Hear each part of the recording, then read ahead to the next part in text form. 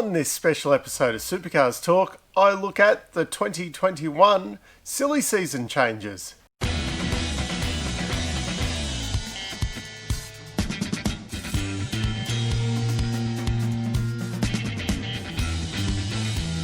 After what was looking like a rather quiet silly season, where I'd even heard a rumour that because of the whole COVID thing, Scott McLaughlin was not going to end up in the United States next year, and potentially Fabian was going to get a one-year contract extension as well.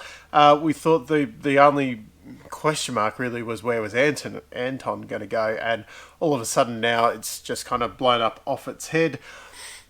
I'm going to try and clear through some of the rumours and, decisions that are fairly well down the track. There is probably one move at the moment that I can't say anything about.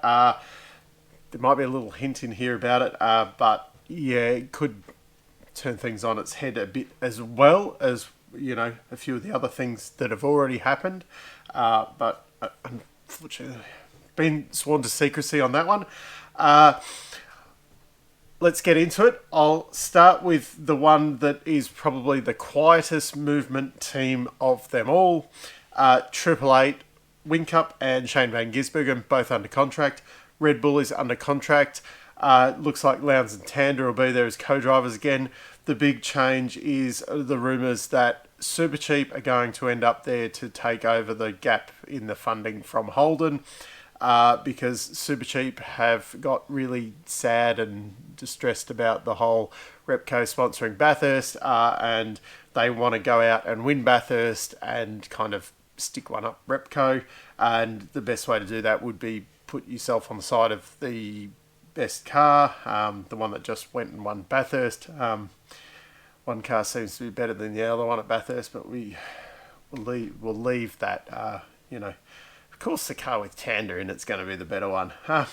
Anyway, I have also heard that Supercheap is looking at one other team, which is coming up in the discussion. Up next is one of the ones that it probably has the biggest question marks, but we pretty much know what's going to happen. So they're up next. They also happen to be one of the major teams. It's DJR, and the Shell money is staying. We can assume the Repco money is staying as well. And Will Davison and Anton De Pasquale are going to be the drivers there next year. We already know that Scott McLaughlin is going to co-drive at the Enduro or Enduros, depending on what happens there. This one for quite a while has been rumours, but it's been quite well known for quite a long time that it's Anton was going there, and Will Davison looks like he's there as well. It's going to be no surprises when that gets announced, and I assume it was just purely courtesy to Fabian and waiting for the Scott McLaughlin announcement that nothing has been announced so far. Walkinshaw and Andretti United, Chaz and Bryce have both been confirmed. The biggest thing here is whether the Supercheap money ends up there. We can assume that Mobile and the Middies check is cleared, why Bryce is there again. But a bit facetious there, but Bryce has done a pretty good job. Stable lineup, they've been moving forward, kind of looking good for them next year. Team 18, Frosty has been confirmed, and I think Scott Pye was only on a one-year contract. Can't see why he won't be retained. Irwin and DeWalt due to be back there again, nearly as stable as Triple Eight. Funnily enough, Techno Team Sydney, with nothing confirmed, could probably be one of the more stable teams as well. They've stated that they're quite happy with Alex Davison and Chris Pither, or translated, they just can't find anyone else or anyone with a bigger paycheck or, anyone that's going to accept driving for that team anymore.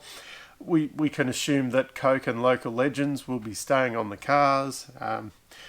Not much to say about that one. This is where the big question marks start to appear. Starting with Erebus. This all looked locked in not that long ago. Will Brown was signed very early. Decade Dave had his decade-long contract. Penrite seemed very happy there, and it's all blown up over the last few weeks, apparently because a certain fiance wasn't allowed in the pits. Will Brown's going to be there, we know that. If Dave moves on, Brodie Kostecki will be the driver. That's fairly well confident on that one. The big question is whether Penrite and Dave, if they move on somewhere else, and then where does the money come from? Do we see Arco plate or whatever it is on the car, and Betty's, whatever the retail precinct thing that was on Anton's car for a while there, Moore Park or something like that. That's just question marks everywhere, all over that at the moment, for a ship that seemed very, very stable not that long ago. Kelly Racing, rather shock announcement during the week that Rick's hanging up his full-time helmet, so that seat is open.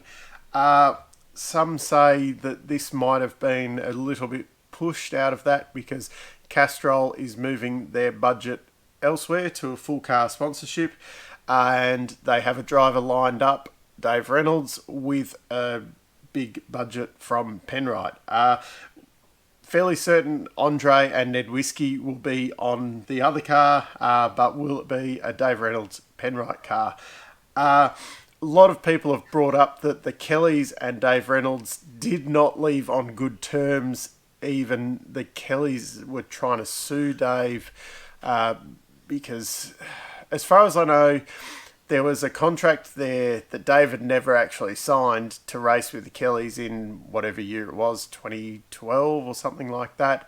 And he'd never signed the contract, so he was free to move to Tickford, even though the contract was supposed to be for a longer term than what it was. But it wasn't signed, so interesting how you'd let the situation get to that point.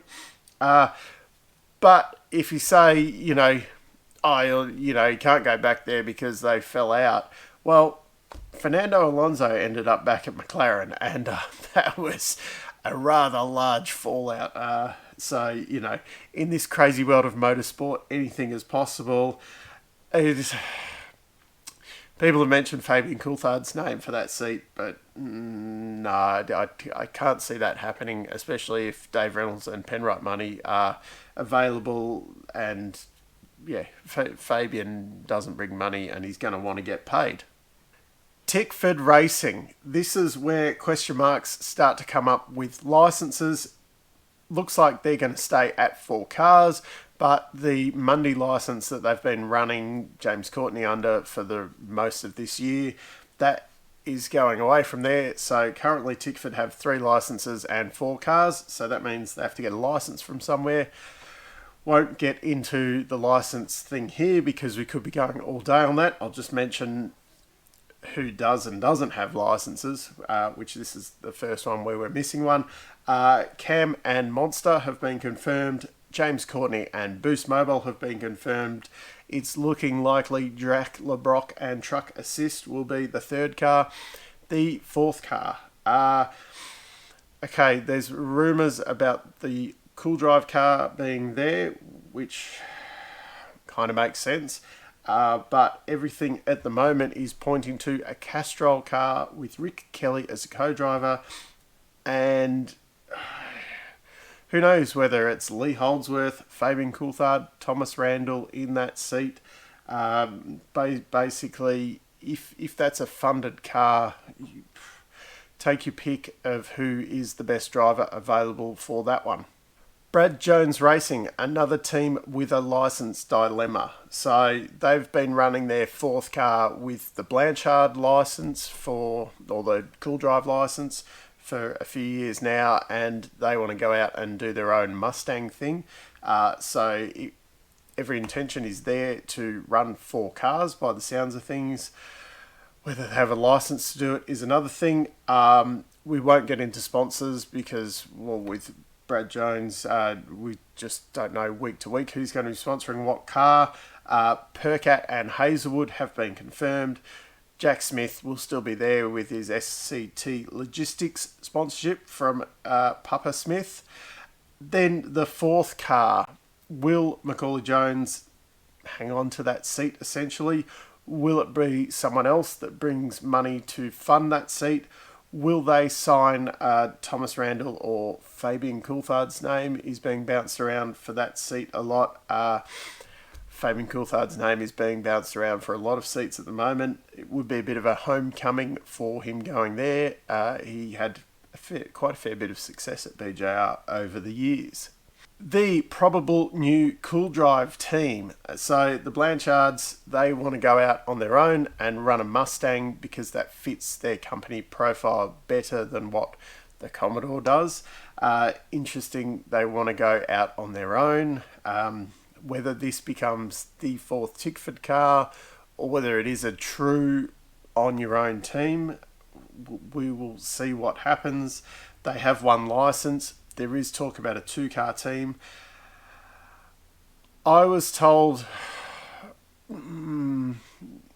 while back now, it was Thomas Randall in that car, in a Mustang, with Cool Drive backing. No doubt about it. There's been a lot of other rumours since then. That's what I was told a while ago. The rumours also is that Fabian and Tim Slade are up for the second car, which will be a Petronas car, much like the that special one, the wild car that Tim Blanchard ran the other year at Wanneroo. So many questions. We assume that they're buying the Phil Monday cars. Where are they going to get a second licence from? Are they actually going to run as a standalone team, or will they be the fourth Tickford car? This is where the silliness comes in, and will they have pay drivers or paid drivers in those cars? All things are pointed towards paid drivers, but has Cool Drive got the same kind of cash to splash around that say Supercheap and Repco do? That's a big question. And the final team who seem to struggle running two cars want to add a third car, Matt Stone Racing. Another team where does this extra licence come from? So on my count, I was up to 27 cars, up from the 24 this year, and apparently Supercars has 2 benched licences that they're not going to release. So even if those 2 licenses are on the table, all the jigsaw pieces just don't quite. I did the maths, I punched it out on the calc. It just didn't add up at the moment. I would love to see at least 26 cars on the grid next year. Whether that happens or not, my actual suggestion for all of this would be, we have 24 licenses, and then you can sign up to do the rest of the season as a 25th, 26th car, a bit like the wildcard system, but you don't get a piece of the pie, essentially. So, and then if a license does become available, if you've been running a car for so many rounds or things like that for so long, you get first dibs on that license when it becomes available. So we can increase the field a lot easier without them having to, and then going, there's only 24 spots here, we can't get in. You could have guys running half a season and things like that as extra cars as the circuits permit. Anyway, Matt Stone, we have to assume that Gary Jacobson, Jake Gostecki and Zane Goddard are all somewhere in the mix for the seats. The big one is, though, Tim Slade going there as part of a James Rosenberg thing. For those who don't know, James Rosenberg has been a big supporter of South Australian drivers for a long time. He was the main guy behind Tim Slade in the early years. That was him running the third car at Stone Brothers, and then when they moved across to Walkinshaws, that was his licence that they were running under. So it wouldn't be the first time that he had a licence. And that was also, he was a big funding thing behind getting Todd Hazelwood up with Matt Stone Racing in the early days, he kind of fell back out of the picture a little bit with with Todd going off to Brad Jones Racing. James had a bit of a step back, but it's not out of the question that he could be involved in helping Tim Slade get in the field once again. Odd though that they'd be looking at that as a third entry rather than, say, bringing in Tim Slade as, you know, the main driver of the team, throwing a bit more resource behind that, and maybe doing the super light program for a second year with the two young guys so that they can bounce off someone who's really good. Not saying Jacobson's just one of those. I'm trying to think like a David Bernard, who you just kind of you question what went wrong, where, you know, the flashes of brilliance, especially in the junior stuff, and then gets to the top and a bit like what happened. Anyway, so as I said, there's a lot of actual stability there, but I suppose the big thing is that there's so many questions about the few seats that aren't kind of locked down, and where's the money coming from? Where are the licenses? Who's going to go here? And it's like, you know, Fabian Coulthard and Thomas Randall are basically listed under every one of those seats. So it is good, though, that we probably are going to see Will Brown, Thomas Randall and Brody Kostecki move up this year from the Super 2 Championship. That does then put big questions on who the hell's going to run in, you know, the Super 2 Championship as well. But anyway, that's the rundown of the silly season at the moment. I've been talking for a hell of a long time, so you're probably sick of me by about now. This is part 1. I imagine that before Christmas I'll probably be doing a part 2 as a few things become clearer. We can probably narrow it down a little bit, and then there will probably be another part 3 just before Bathurst, when we have some finalisation of some of these seats. Because, as I said at the start, there is possibly another twist and turn in there that we're not mentioning at the moment, because it's a surprising one. Anyway, until next time, I'm still Dave, and I'll see you later.